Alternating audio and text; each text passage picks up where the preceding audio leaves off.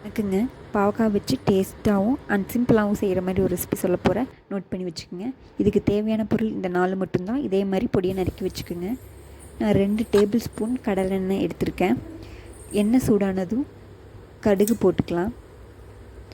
கடுகு நல்லா பொரிஞ்சு வந்ததும் பொடியாக நறுக்கி வச்ச சின்ன வெங்காயம் கருவேப்பிலை ஆட் பண்ணிவிட்டு கொஞ்சம் வதக்கிட்டு அதுக்கப்புறம் வரமிளகாவும் ஆட் பண்ணிக்கலாம். இது கொஞ்சம் நல்லா வதக்குனதுக்கப்புறம் பொடியாக நறுக்கி வச்சு பாவக்காவை ஆட் பண்ணிக்கலாம். தண்ணி மட்டும் ஊற்றிடாதுங்க. கொஞ்சம் நல்லா வேகிறதுக்கு கொஞ்சம் உப்பு ஆட் பண்ணிக்கோங்க. லோ ஃப்ளேமில் வச்சு நல்லா வதக்கி விடுங்க.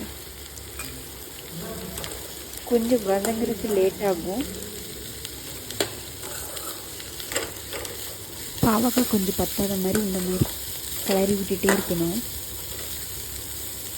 இந்த மாதிரி நல்லா வெந்ததுக்கப்புறம் பொடியாக நறுக்கி வச்சு தக்காளியை ஆட் பண்ணிக்கலாம். இப்போவும் தண்ணி ஆட் பண்ணவே கூடாது. இதே மாதிரி கிளறி விட்டுட்டே இருங்க. நல்லா பச்சை வாசம் போய் தக்காளி இந்த மாதிரி ஸ்டேஜில் ஆனதுக்கப்புறம் உப்பு கரெக்டாக இருக்கான்னு செக் பண்ணி பார்த்துக்கோங்க. அவ்வளோதான், ஃபைனல் டச்சாக பொடியாக நறுக்கி வச்சு கொத்தமல்லி ஆட் பண்ணி இறக்கி வச்சுக்கலாம்.